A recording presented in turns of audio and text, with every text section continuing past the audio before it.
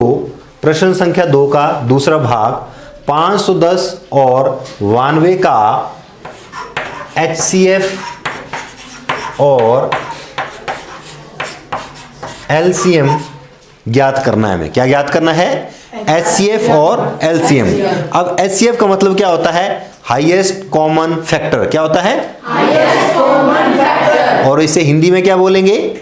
महत्तम समापवर्त्य। क्या बोलेंगे? महत्तम समापवर्त्य। और LCM का मतलब क्या होता है? Lowest common multiple. क्या बोलते हैं? Lowest common multiple. और इसका हिंदी में क्या मतलब होता है? लघुत्तम समापवर्त्यक। ठीक है, समझ रहे हैं? हाँ, तो सबसे पहले हम लोग क्या करेंगे? 510 और 92 की गुणनखंड कर लेंगे।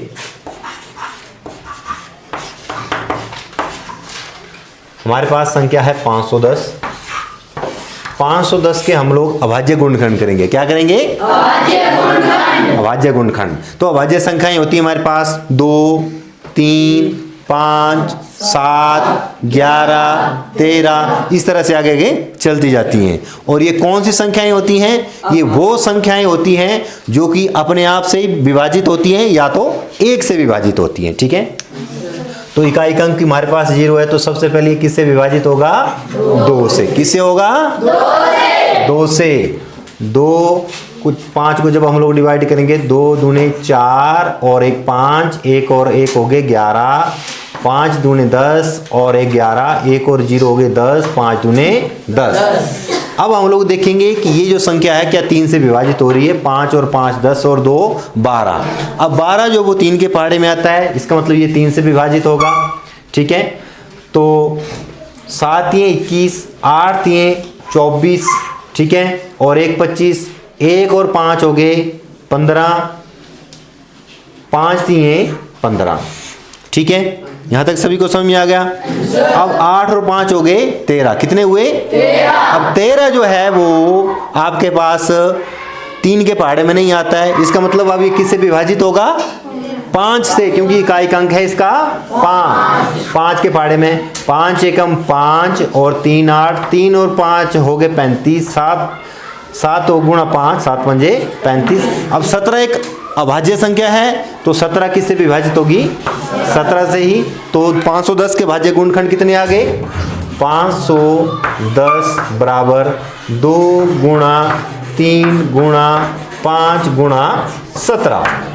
ठीक है, अब इसके बाद क्या करेंगे हम लोग?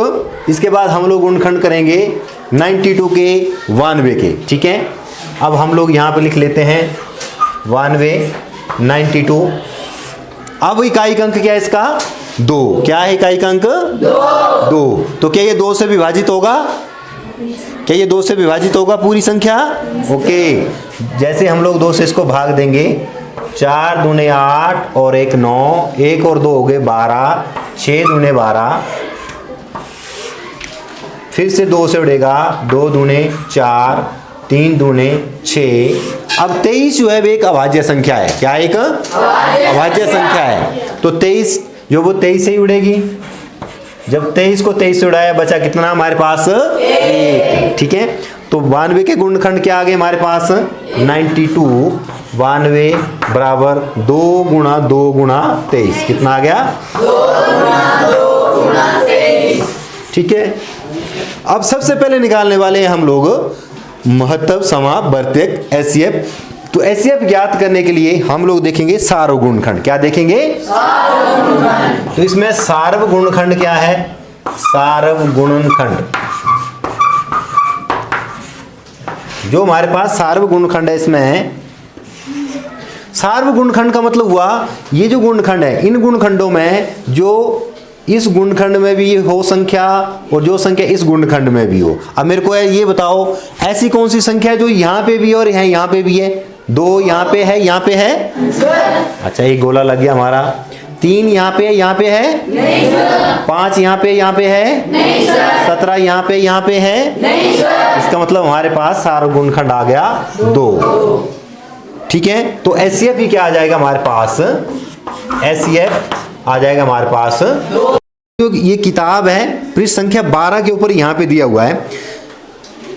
एचसीएफ की परिभाषा दी है, संख्याओं में प्रत्येक उभयनिष्ठ अभाज्य गुणनखंड की सबसे छोटी घात का गुणनफल। क्या बोला, फिर से बोलो। संख्याओं में प्रत्येक उभयनिष्ठ, उभयनिष्ठ का मतलब हुआ कॉमन, अभाज्य गुणनखंड की सबसे छोटी घात का गुणनफल। अब यहाँ पे हम लोग बात कर रहे हैं एलसीएम की। तो एलसीएम क्या है, संख्याओं में संबंध प्रत्येक अभाज्य गुणनखंड की सबसे बड़ी घात का गुणनफल। ठीक है। एम एलसीएम का मतलब क्या होता है, लोएस्ट, बोलो लोएस्ट, कॉमन मल्टीपल, लघुत्तम समापवर्तक। अब इसमें हम लोग देखेंगे कि गुणनखंड में सबसे छोटी, सबसे बड़ी घात कौन सी है। जो सार्वगुणनखंड है वो है 2। क्या है, 2। अब इसके छोड़ के जो भी संख्याएं बच रही है, देखो 2 तो हमने ले लिया, अब 3 बच रहा है, 3 भी ले लेंगे। 5 बच रहा है, 5 भी ले लेंगे।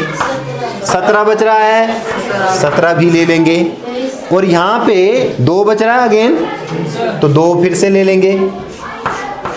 और क्या बच रहा है हमारे पास, 3 के साथ गुणा करी, 2 3 6 5 30, 30 दूने 60, 60 गुणा 17 करेंगे और उसकी 23 के साथ गुणा करेंगे तो हमारे पास आ जाएगा 23,460। ये क्या आ गया हमारे पास, एलसीएम।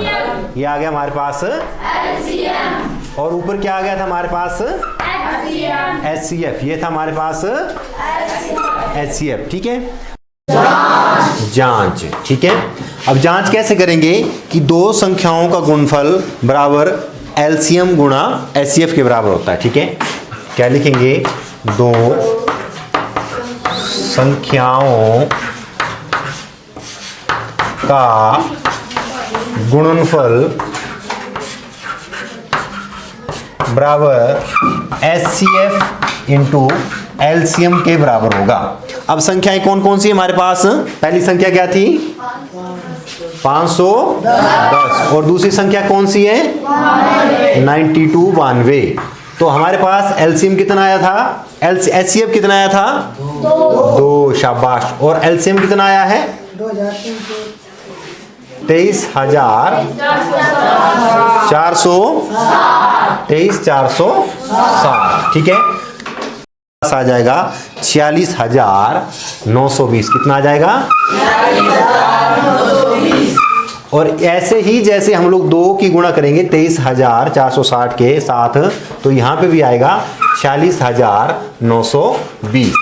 अब यहां पे देखने वाली बात क्या है, इन दो संख्याओं का जो हम लोगों ने एचसीएफ और एलसीएम निकाला था, इनका गुणनफल जो है वो एचसीएफ और एलसीएम के गुणनफल के बराबर है। लेफ्ट हैंड साइड जो है हमारे पास राइट हैंड साइड के बराबर है, जो कि हमें प्रूव करना था। इति सिद्धम, इति सिद्धम।